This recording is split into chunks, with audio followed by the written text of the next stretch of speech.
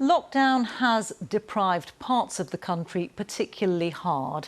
Now, research by the Institute for Fiscal Studies suggests that in England it's widened the education gap between the richest and poorest primary school children.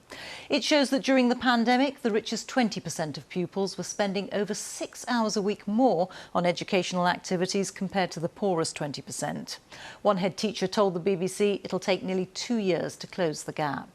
The government says it's vital for children's education that all pupils return to the classroom by next month, as our special correspondent Ed Thomas reports. Educating through coronavirus in the most deprived parts of the country. Children with hope and ambition. My dreams are to become a dancer and a singer. I'm determined to do the best in high school that I can. The last day of term inside St Mary and St Thomas Primary in St Helens, an outstanding school where almost half of the 220 pupils have a special need.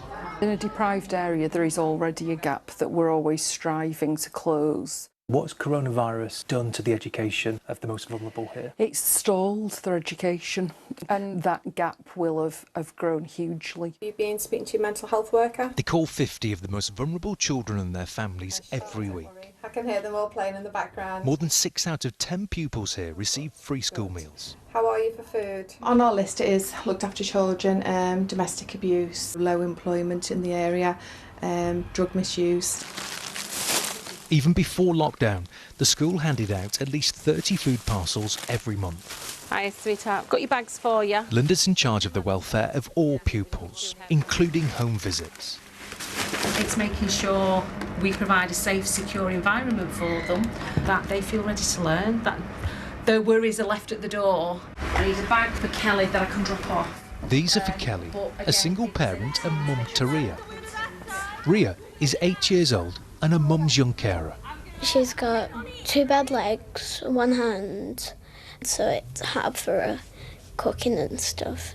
We've moved house during lockdown and it's really hard for me just packing stuff and unpacking.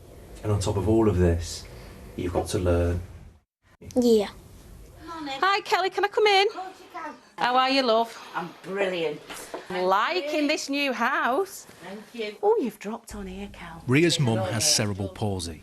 Is she your support? And She's me everything. She's me world, me rock. And she's just 8 years. 8 years of age, you know. The school and Kelly want Ria to reach her full potential. Yes, I'd like her to go to uni and go on to find a decent job and be set for life, really, yeah.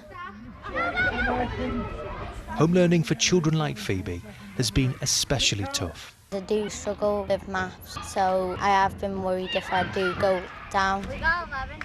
Dad didn't know long division and the short division. Hi, George. George is Phoebe's dad.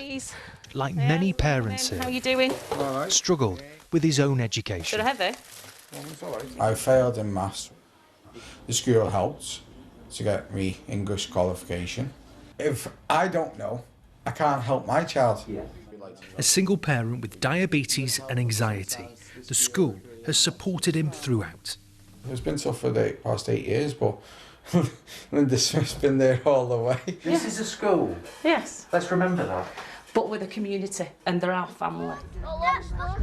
Every day during lockdown, poorer children were doing 75 minutes less learning than richer pupils, according to the Institute for Fiscal Studies. Since March, Andrea decided to keep her girls away from school. I was terrified. My mum actually had corona. I didn't want to catch it because I thought he was going to look after these.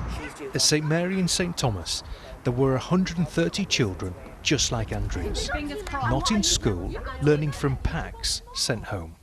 And trying to do school and at home, wow. Now that's a whole new ball game.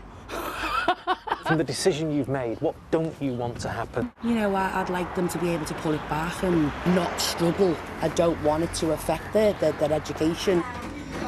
A child could have been away for 6 months and not done any home learning.